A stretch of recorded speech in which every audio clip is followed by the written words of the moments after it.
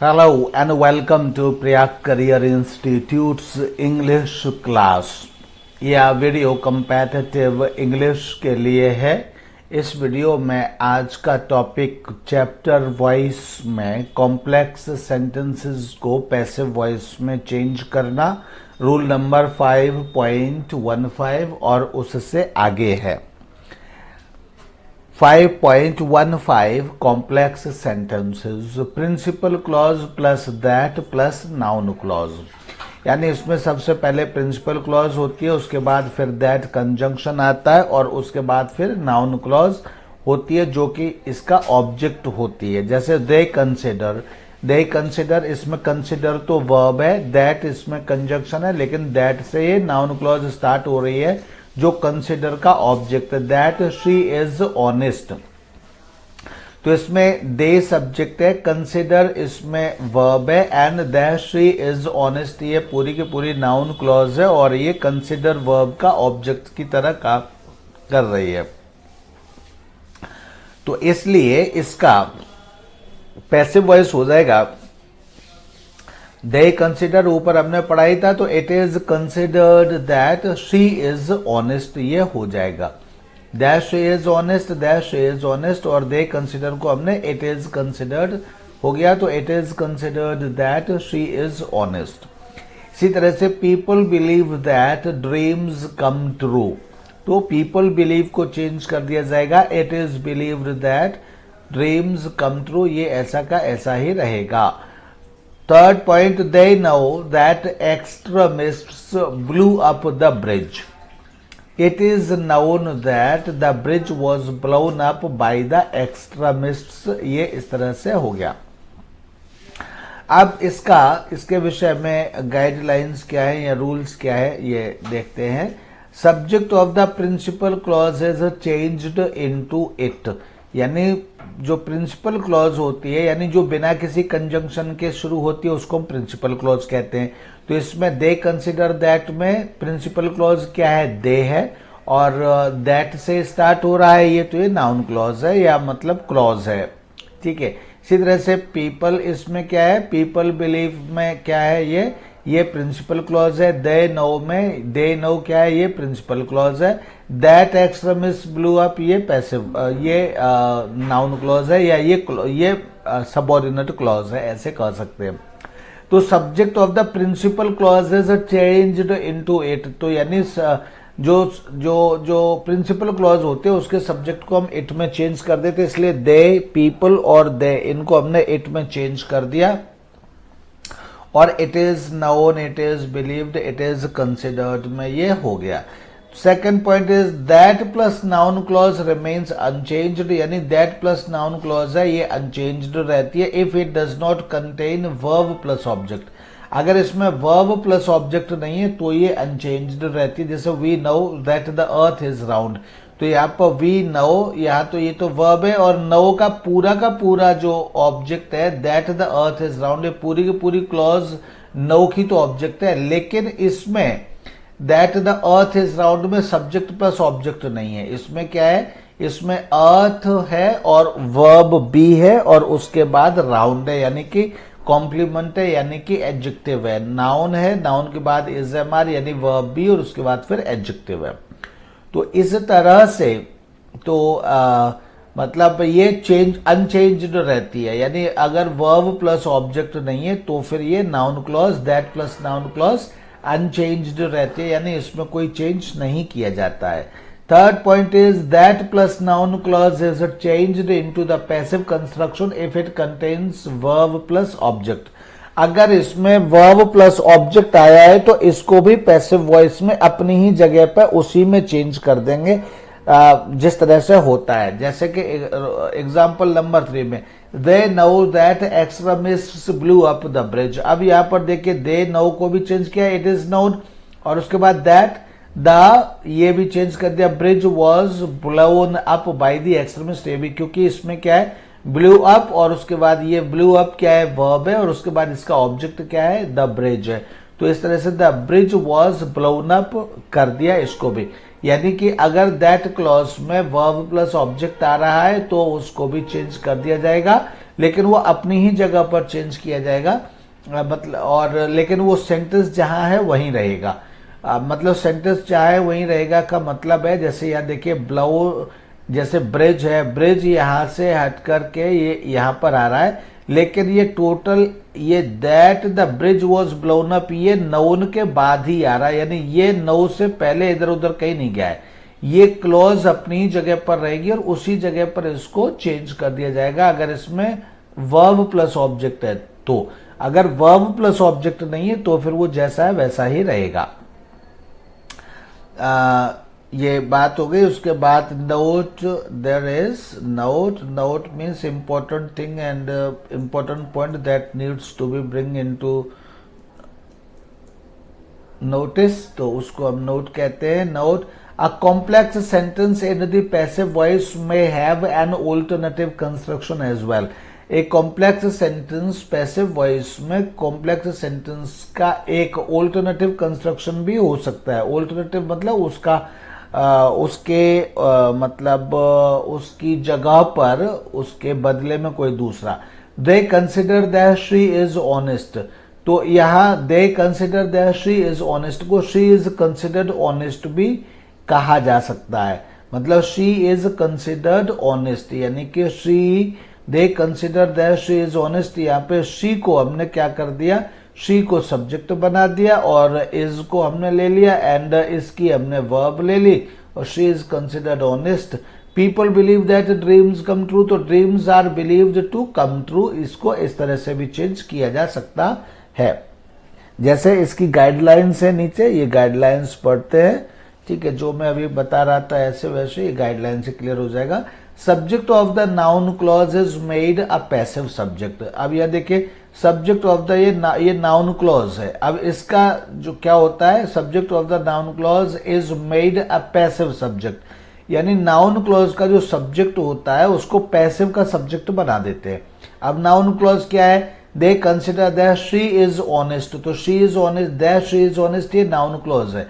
अब इसके सब्जेक्ट को क्या बना देते हैं, पैसिव का सब्जेक्ट बना देते हैं, तो हमने पैसिव का सब्जेक्ट बना दिया।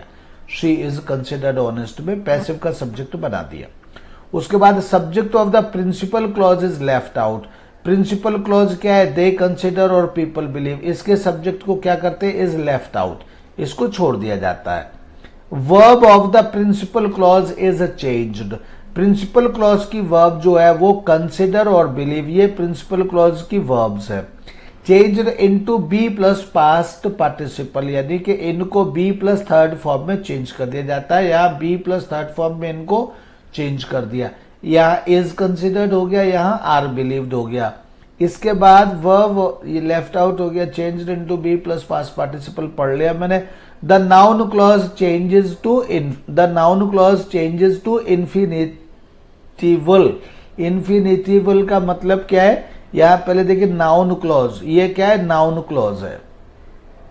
नाउन क्लॉज है दैट शी इज ऑनेस्ट और दैट ड्रीम्स कम ट्रू, तो इसको इन्फिनिटिवल का मतलब है कि इसको इन्फिनिटिव की फॉर्म में हम ले आते हैं। तो इन्फिनिटिव की फॉर्म में क्या है, शी इज, तो हमने यहां सब्जेक्ट बना दिया, तो और कंसिडर को हमने यहां थर्ड फॉर्म बना दिया, इज, ठीक है। तो अब बचा क्या, इज, ये बचा केवल ऑनेस्ट, तो हमने यहां पर ऑनेस्ट लिख दिया। वैसे she is considered to be honest भी यहां हो सकता है, चूंकि इज है ना, इसी के मुताबिक ही नाउन क्लॉज चेंजेस टू इन्फिनिटिवल, तो इसमें इज बच गया, तो इज बच गया, तो इस को हमने क्या कर दिया, हम यहां जो है ऐसे भी लिख सकते हैं। हालांकि शी इज कंसिडर्ड ऑनेस्ट भी ठीक है, यहां टू बी की ज्यादा जरूरत नहीं है, लेकिन हम चाहें तो इसको ऐसे भी लिख सकते हैं, टू बी ऑनेस्ट। हम यहां पर क्या लिख सकते हैं, टू, अच्छा ये वहां चला गया, अच्छा, तो हम यहां पर टू लिख सकते हैं, टू बी ऑनेस्ट भी लिख सकते हैं। हम यहां पर ऐसा भी लिख सकते हैं, to be honest, she is considered to be honest, हम ऐसे भी लिख सकते हैं, ठीक है। ऐसे भी हम लिख सकते हैं, यहां मैं स्लैश लगा देता हूं जिससे कि आपकी समझ में आ जाएगा। ये तो वहां चला गया स्लैश, ये स्लैश ये आ गया यहाँ, टू बी ऑनेस्ट इस तरह से भी, शी इज कंसिडर्ड ऑनेस्ट, चूंकि ये इज है इसको हम जो है इन्फिनिटिव में चेंज कर दे तो ये है क्या वास्तव में बी है, और बी के बाद में बी से पहले इसको इन्फिनिटिव बनाएंगे तो बी से पहले टू लगा देंगे, तो वही है यहाँ हमने टू बी ऑनेस्ट कर दिया। इसी तरह से people believe that dreams come true, तो ड्रीम्स को हमने सब्जेक्ट बना दिया, बिलीव को is am are third form में चेंज कर दिया तो आर बिलीव्ड हो गया, और कम ट्रू को किस में इन्फिनिटिव में चेंज कर दिया। जैसे यहाँ इज को हमने इज क्या है बी है तो बी को हमने यहाँ टू बी लिख दिया, इसी तरह से यहाँ कम है कम को हमने टू कम लिख दिया तो ये इन्फिनिटिव फॉर्म में हो गया।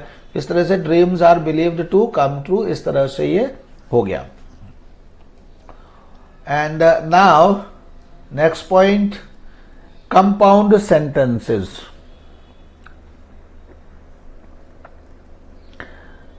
कंपाउंड सेंटेंसेस में क्या होता है, more than one verb plus object, अगर एक से ज्यादा वर्ब हो और ऑब्जेक्ट हो तब आप क्या करते हैं, तब आप करते हैं they draft applications and type them, ठीक है, they draft applications and type them, तो इसमें वर्ब कितनी हो गई, दे ड्राफ्ट हो गया एक तो वर्ब, एप्लीकेशंस मतलब ड्राफ्ट एक तो वर्ब हो गई और टाइप एक वर्ब हो गई, दो हो गई, ठीक है, and draft applications and type them, तो ऑब्जेक्ट एक ही हो गया, यानी देम और एप्लीकेशन ये दोनों एक ही है।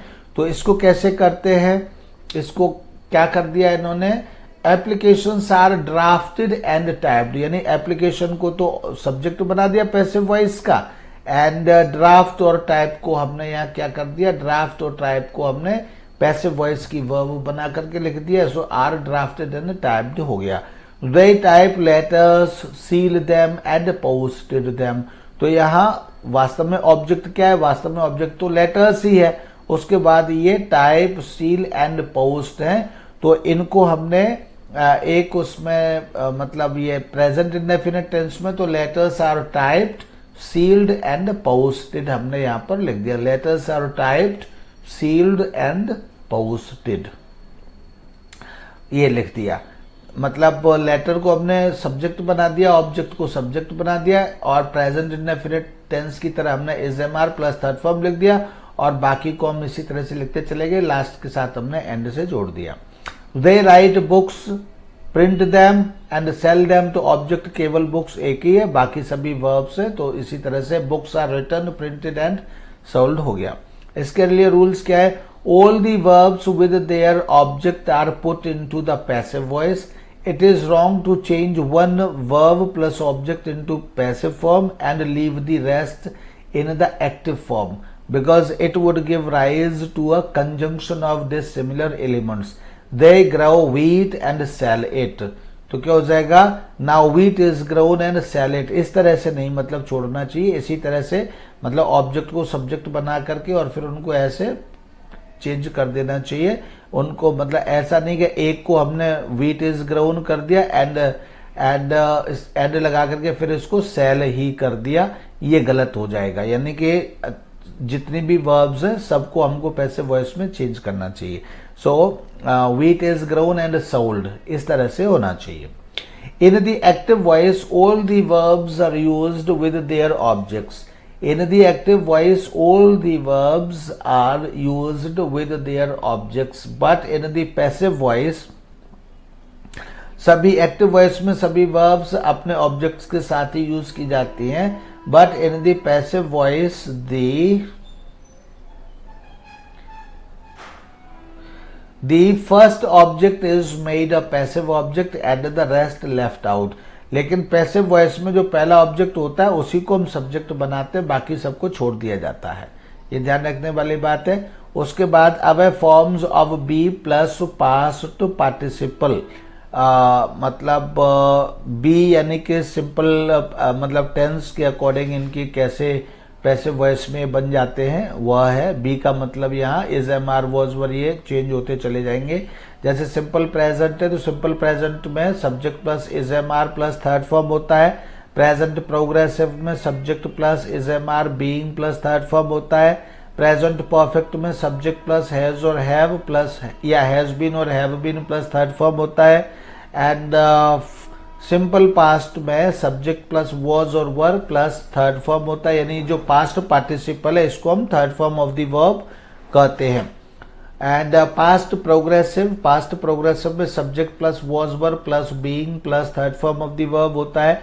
पास्ट टू परफेक्ट में subject plus had been plus past participle यानी third form of the verb होता है। इसी तरह से सिंपल फ्यूचर